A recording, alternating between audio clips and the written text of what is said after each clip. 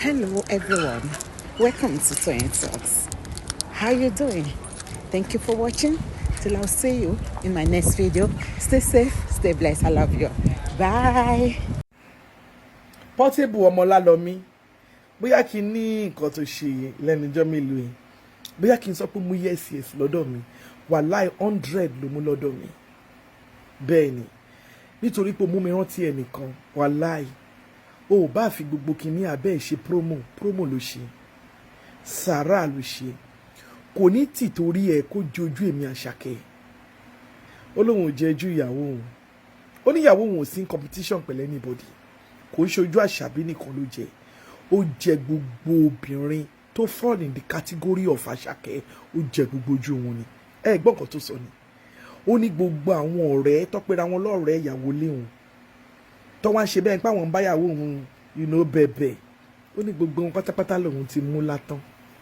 ṣá máa blame Portable ní fáwọn tó fi kíní abẹ́ wọn ṣe promo, àbí ká blame àwọn obìnrin gangan tó jẹ́ pé a force category, ká yànnà náà nǹkan tó ń bá wa jà, ká má kàn jẹ́bẹ̀ lákìsà.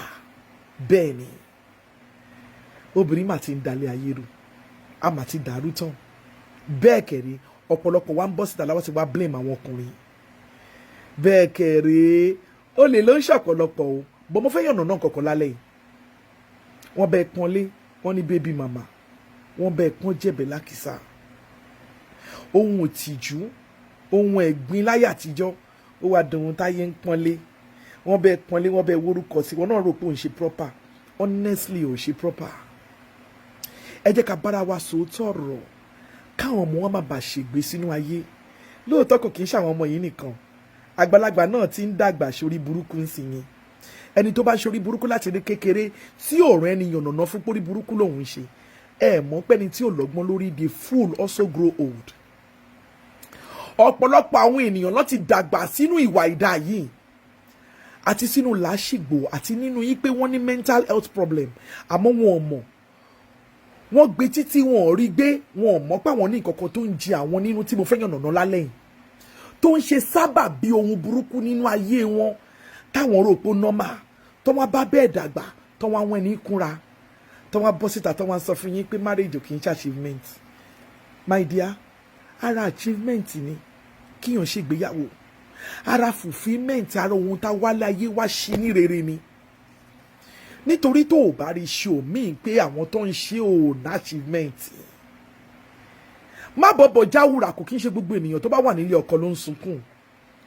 Má dùn rẹ̀ nínú kó sọ pé wọ́n wà nílé ọkọ ẹkúnkún ló ń sun. Adániwáyé ò ní jẹ́ kí wọ́n sunkún ni kó máa bá wọn máa dábàá.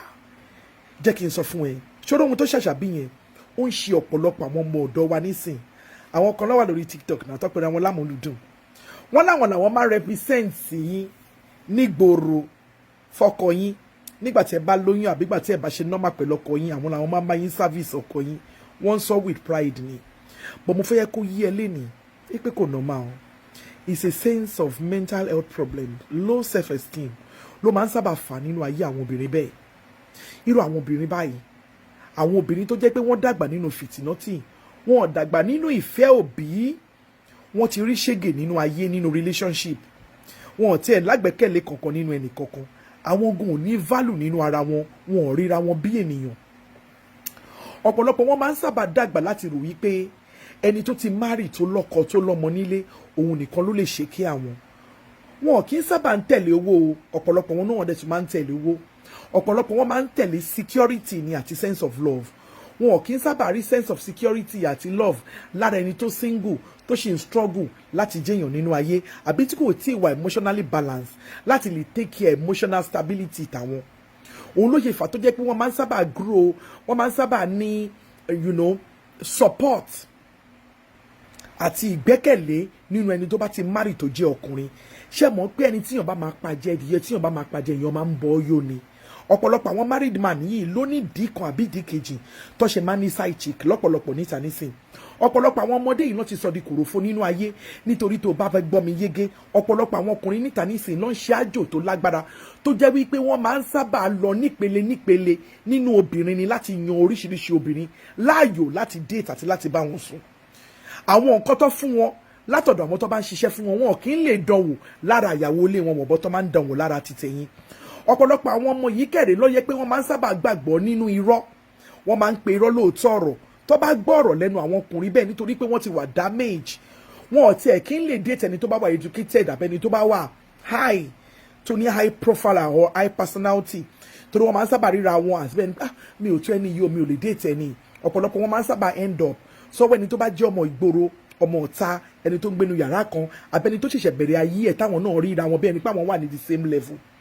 Wọ́n máa ń sábà rí solace àti support nínú ẹni tó bá mọ̀ yìí pé òkè ó jẹ́ father of somebody, ó tún jẹ́ ìyàwó ẹnìkan, nítorí bó ṣe máa ń ṣe ìkẹ́ wọn àti ìgẹ̀ wọn lọ́lá ìfẹ́ àti ìgẹ̀ tí wọ́n ní láti kékeré.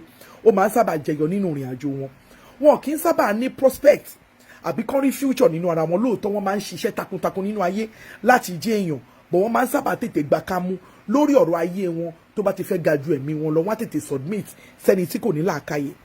Wọ́n máa ń sábà ra irọ́ láàyò. Wọn kì í sábà rí positivity nípa life. Tọ́rọ̀ bá sún wọn, wọ́n máa tẹ̀ ń wò báyìí kí gbogbo everybody kú pọ̀ ni káwọn jíjọ máa lọ. Nítorí ẹ̀nà ṣe máa ń take solace nínú married man.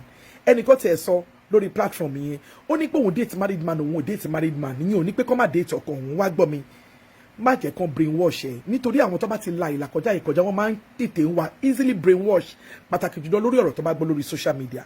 Mo fẹ́ kó bọ́lọ́run fún nǹkan kan, sọ fún Ọlọ́run ọba ní pé Olúwa sórí nǹkan tó wà lábẹ́ mi, mi fẹ́ kó control bí mo ṣe ń ronú. Bí mo ṣe ń ronú ni mo fẹ́ kó control nǹkan tó wà lábẹ́ mi, nítorí lọ́pọ̀lọpọ̀ ìgbà àwọn ènìyàn yìí wọn kì í sábà lè ronú tààrà, tó máa ń jẹ́ kí ọ̀pọ̀lọpọ̀ àwọn ènìyàn ọkùnrin tó jẹ́ pé wọ́n wicked tó dẹ̀ ń wá obìnrin tó wà vulnerable láti take advantage of them, láti bá wọn sùn lóòrèkóòrè. Irú wọn máa ń sábà lọ sí ìletò ní ìletò, irú wọn máa ń sábà bímọ kan bàbá púpọ̀, nítorí pé wọn ò ní làákàyè, wọn ò lè ronú jinlẹ̀ ju bí wọ́n ṣe wà yẹn lọ. Kò kí n ṣe pé Dáníwáyé ò dá wọn lẹ́ni tó ní làákàyè, but fìtínátìtọ́ ti kò nínú ayé, ó máa ń jẹ́ kán ronú ní ìwọ̀nba, wọn kì í lè ronú ju level kan lọ nínú ayé. Wá gbọ́ mi, tó o bá fi lè tẹ̀lé married man, tó o làkàkà pẹ̀lú single man àbí tó o take care mental health ẹ, married man máa waste time ẹ, kò ní jẹ́ kẹ́ni tó single kórí ẹ. Ẹni tó single lè máa admire from far, tó bá ti rí pé o ti ń date married man, òun náà máa jáwọ́ lẹ́yìn ẹ̀ ní time tó yẹ kó fi date single man, o ti waste time, precious time ẹ láti date married man tí kò ní nǹkan kan láti fi ẹ ṣe. Wá gbọ́ mi, ṣé o rí lọ́pọ̀lọpọ̀ ìgbà tó o bá date married man, ọ̀pọ̀lọpọ̀ wọn ló jẹ́ yí pé àlámọ̀rí tọ́lọ́run ti yàn mọ́ ẹ láti sọ yí pé you finds a wife finds a good thing. Ọkọ tó bá máa fẹ́ gbogbo ọlá tó máa ṣe ọkọ ẹ nínú ayé, ẹni tó marry yẹn ti jàdánù kúrò lára ẹ. Tó bá wá marry tán, á wá di pé kàkà kó kó lára ọkọ ẹ, á di pé ṣe lè máa là kàkà, lè máa tàràkà kó tó di pé ẹ ní nǹkankan.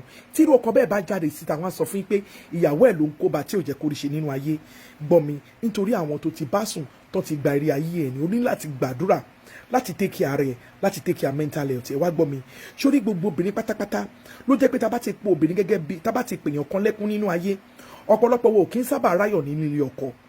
Tó bá dàálẹ̀ kan túṣà, wọ́n á rí pé o ti pẹni tí ò jẹ́ kó pa lẹ́kúnlẹ́kún. Lọ́pọ̀lọpọ̀ ìgbà kò sọ́kùnrin tí kò kì í yọ obìnrin kankan jẹ, yálà o fẹ́ married man àbó o fẹ́ married man. Bọ̀ ìkọ̀kọ̀ tá Dáníwáyé máa ń ṣe nípa Dáníwáyé máa ń sábà gbọ́ ohun ẹ̀bẹ̀ ènìyàn tí kò pe ènìyàn lẹ́kún rí nínú ayé. Nígbà tó bá ń sunkún nílé ọkọ yẹn, tó bá gbàdúrà sọ lọ́wọ́n ọba, garanti wà ipẹ́ Ọlọ́run máa gbọ́ ohun ẹ̀bẹ̀ láti má jẹ́ kọkùnrin kankan kó yún ẹ̀jẹ̀ nínú ayé. Gbogbo ọkùnrin tó bá yún ẹ̀jẹ̀ ńṣe ló máa kábàámọ̀ pa wọn yún ẹ̀jẹ̀. Àmọ́ tó bá ti pèèyàn lẹ́kún, tó ti fàkókò ẹ̀ ṣòfò, tó ti gbá gbogbo àlámọ̀rí ayé ara ẹ̀, tó ti gbọ́n dànù lọ́la ipò òun wá married man tó máa lù ẹ́, tó jẹ́ pé kòròfo ni gbogbo ọ̀pọ̀lọpọ̀ yín jẹ́, kò ní jẹ́ kó o ṣe dáadáa nínú ayé. Tó bá wá lọ, tó bá wá bọ̀, wá kàn wá fẹ́ just anybody.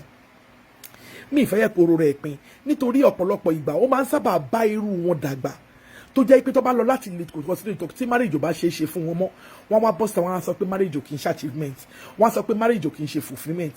Ìgbéyàwó ti wá dohun èèwọ̀ fún wọn, ó máa jẹ́ kán ní hatred fún obìnrin tó bá wà nílé ọkọ gan. Wọ́n á máa wù ẹ́ bí kò kúrò ń bẹ̀, bí kò wá bọ̀bọ̀ jábòrà ni, bí kò darapọ̀ mọ́ wọn ni, bí kí gbogbo èèyàn kan má láyọ̀ nínú ayé wọn ni.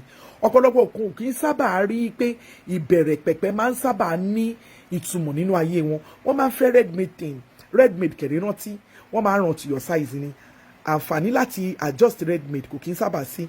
Ìyẹn ò dàbí material tó rà tó gbé lọ fún tailor, tó jẹ́ kí tailor farabalẹ̀ rán, tí wọ́n ràn to your size tó gbẹ títí dọjọ́ alẹ́. Wá gbọ́ mi fún wọn tó bá ń gbóhùn mi, àsìkò sí fún mi láti sọ̀rọ̀ nítorí pọ̀rọ̀ ọ̀pọ̀rọ̀ kágbọ̀n.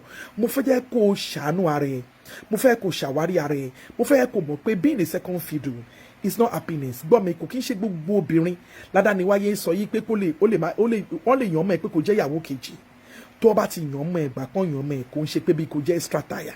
Mo rò pọ̀rọ̀ mi yé ẹ ire o. Adániwáyé ò ní jẹ́ kó ṣìyàn. Àmín.